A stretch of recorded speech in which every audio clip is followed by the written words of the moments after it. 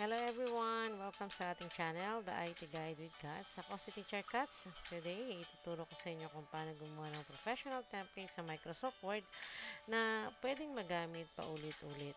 So, mag-start na tayo. Open muna natin ang ating Microsoft Word.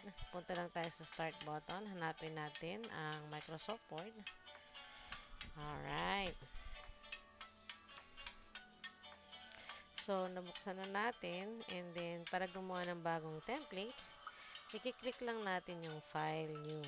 Dito, pwede kang pumili ng blank document or template na preload na. Pero, para sa sarili mong template, pipili tayo syempre ng blank document.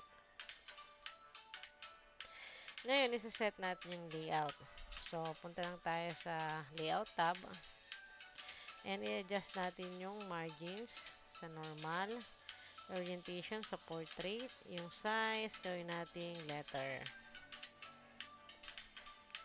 So, para sa style naman, dito tayo pumunta sa Home tab. And then, pwede tayong pumili dito. Like, ano bang magandang style? Ito na lang, heading 2. And then, mag-type tayo dyan. Gamitin na natin yung title ng channel, ng topic natin today. How to create professional template for reuse. So, diba? Ayan na yung heading na napili natin. So, enter natin.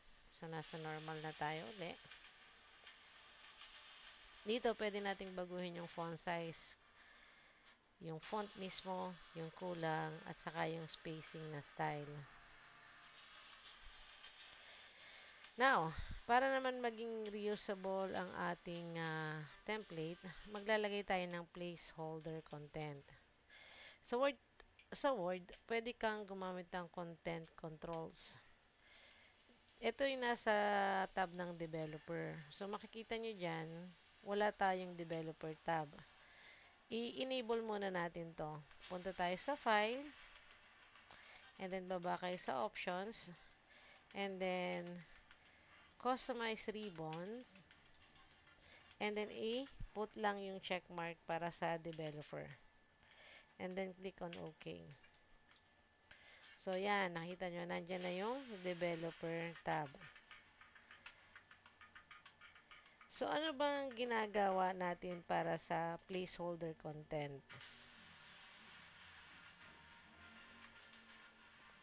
Dito, pwede tayong mag-insert ng content control. Diba sinabi ko nga kanina, pipili lang tayo dito sa dalawa, rich text control o plain text control. Depende sa gusto mong klase ng placeholder. So, pili ka lang dyan, i-click mo yung gusto mong content control na pili. Pwede kasi nating i-edit yung default text na wala ba sa content control. I-click lang yon, tapos itatype natin yung placeholder na gusto natin. Tulad ng ilalagay natin yung name natin or date. Ganon. So, ilagay lang natin to. Kunyari ay name. And then, maglagay na tayo ng isang rich text. Cats. Yan. Sa content control properties kasi, pwede nating baguhin yung title tag. Or pwede din nating tanggalin sa control. Ilalagay lang natin sa name ng placeholder. Yun namang ibang placeholder, pwede kang mag-insert. Katulad ng date or address or signature. So, yan. And then dito, pwede ka rin maglagay ng mga checkbox control, content, or ng mga features. Ito naman, pwede kang mag-select ng combo box control content. Iba-iba yung nakalagay dito sa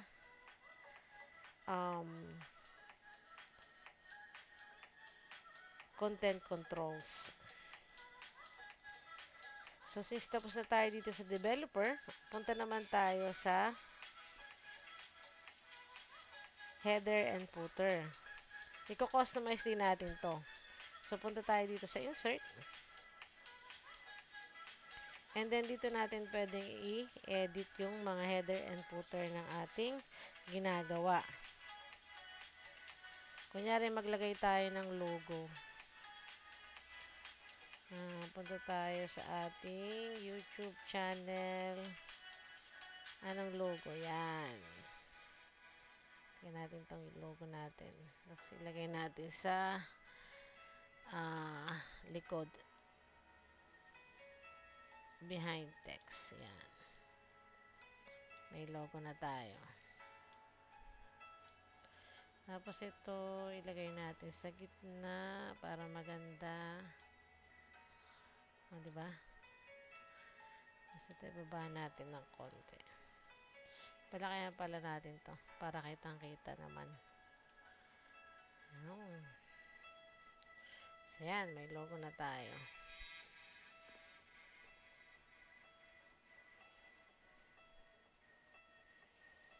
Ano pang pwede natin ilagay dyan? So, naglagay tayo sa baba ng footer. Insert. Tapos footer. Maglagay tayo ng page 1. Mag-insert din tayo ng picture. Picture cuts. So, yan. Pupunta lang yan sa footer. So, lagay natin dito. Yan. Lagay natin sa gitna para maganda. Yan.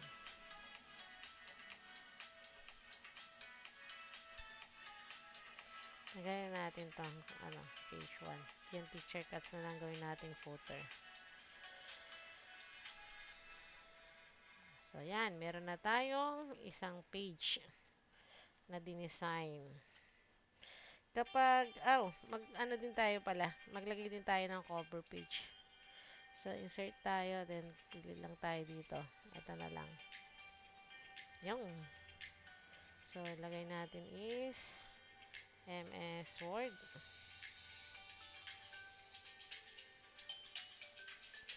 And then, subtitle natin is 2025. Yan. Yan. Nagkaroon ng cover page. Nagmukha siyang mas professional look. Kapag tapos na tayo mag-design, isi-save na natin yung template natin.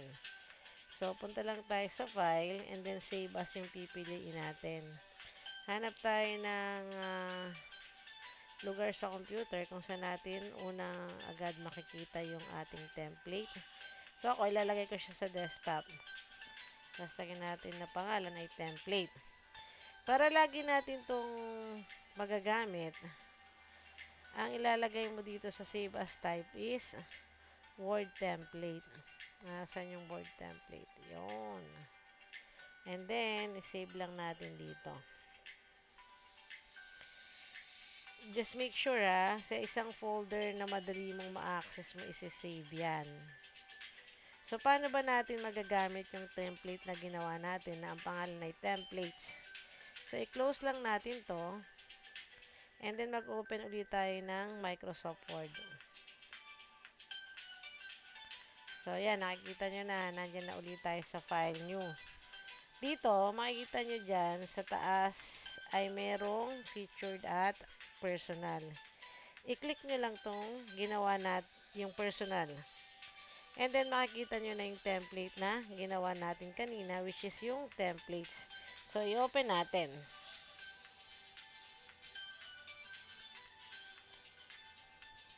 Ayan.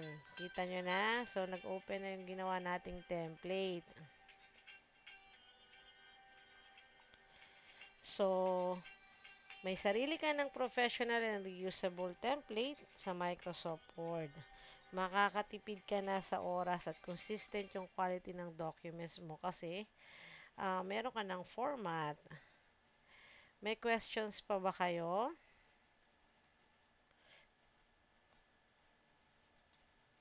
Kung meron, mag-send ng email or mag-comment lang sa video na ito para masagot ko yung mga questions nyo. Don't forget to like, share, subscribe, and hit the bell icon so you won't miss more practical tips and tricks in IT using Taglish language. Tandaan, practice makes it permanent.